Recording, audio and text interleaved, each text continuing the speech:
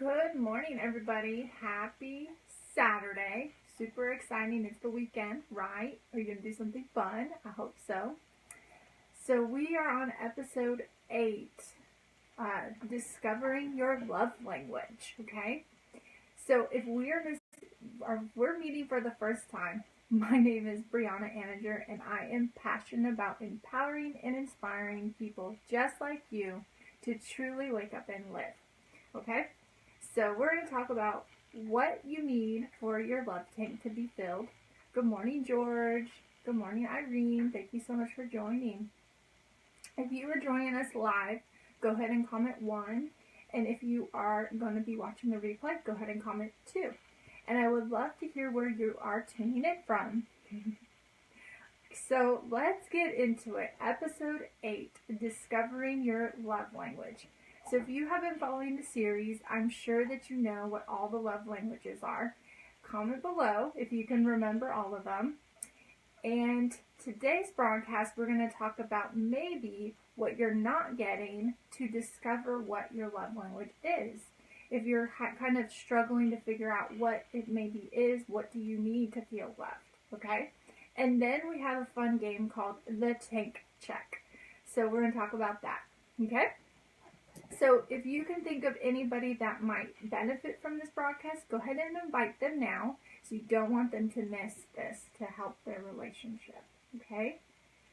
So we have our words of affirmation, we have our quality time, we have our receiving gifts, we have our acts of service, and physical touch are those 5 love languages.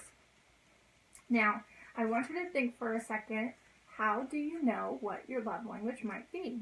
Well, here are 3 tips. The first one is that what does your spouse or the one that you love fail to do that hurts you the most? The opposite of what hurts you the most probably is your love language. So if you are somebody that, yes, yeah, very much, George. I definitely agree with that. My husband is the same way. So if you are somebody that maybe is asking the person that you love to do the laundry, to do things around the house, and you feel frustrated because they're not helping you out, and that depletes your love tank. So your love language might be acts of service because of it hurting you so much that they're not doing it. With George, we have our words of affirmation. So maybe if there was someone in his life that isn't lifting him up, then it doesn't make him feel loved. But if someone is saying like, I love you so much, or thank you so much for doing X, Y, and Z, that is the words of affirmation. And then we have quality time. So are you struggling with that you're not getting enough time with the person that you love? Are you struggling that you're not getting that undivided attention with the person that you love? Then your love language is probably quality time. And then we have physical touch. So if you feel like you're struggling when you're walking around in a mall with the person that you love and they're not holding your hand or they're not hugging you and you just feel that disconnection feeling, then your love language is probably physical touch. Okay? And gifts. If you have somebody that is not giving you the gifts, that just that thought that maybe you don't get flowers and you really wish that you get some flowers, or if I've heard a lot of people struggle in their relationship of like on Valentine's Day. I know it's coming up, but a lot of people feel that the 2 people in the relationship have different views on Valentine's Day. So one person feels it's a very commercialized holiday. Maybe the other person feels that it really is important to them. So it's super important to talk to each other and have that understanding of what you need. So if you are a person that is looking forward to Valentine's Day and you want that candy and you want those flowers, and the person that you love is not giving them to you, or they don't ever on Valentine's Day, your love language is probably gifts.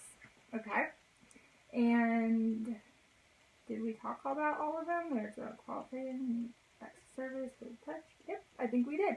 Okay, so the second tip is that what have you most often requested of your spouse? The thing that you have most often requested is likely the thing that would make you feel most loved. So we kind of talked about this already, but if you are always requesting that you need X, Y, and Z, then that is probably your love language, okay? And the last one is, in what way do you regularly express love to your spouse? Your method of expressing love may be an indication that that would make you feel loved.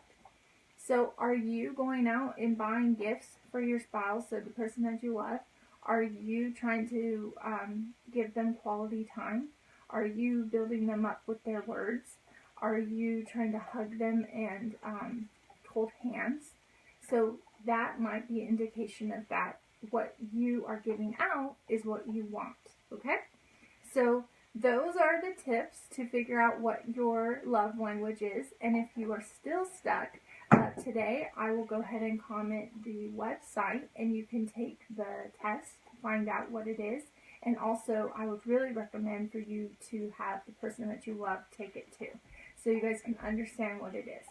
Once you figure out what your love language is, you want to play the game called Tank Check, okay?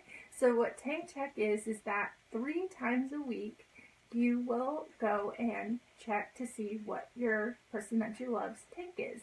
So if they come home and you're like, hi, nice to see you, right? And then you say, what tank check? And then they say, on a scale of 1 to 10, how full is your tank? And so if the tank is like a 7, then you could say, what can I do to help fill your tank? And then the other person will go ahead and say what they would like to do. And there was a story in the book that we're reading, The 5 Love Languages, that the spouse responded with laundry. And the husband didn't understand how laundry would make his spouse feel loved. So Dr. Chapman explained to him, asked him, well, what do you feel loved? And his was physical touch. So he said the same feeling that you feel when you're hugging your spouse or you're kissing your spouse or you are holding hands is the same thing that she feels when you do the laundry. So he kind of needed that connection of the dots. And so then he said, all right, bring on the laundry. So that's what I want to encourage you guys to do, is do that game called Tank Check and do everything that you guys can to fill your guys' love tank, because when your love tank is full, then your relationship will grow. Everybody in the relationship will feel great, and you will just have a really great relationship. Okay? So that is what our broadcast is today. Tomorrow we're going to talk about love is a choice.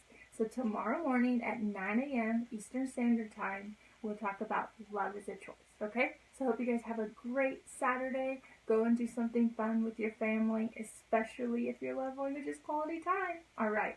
Talk to you tomorrow. Bye.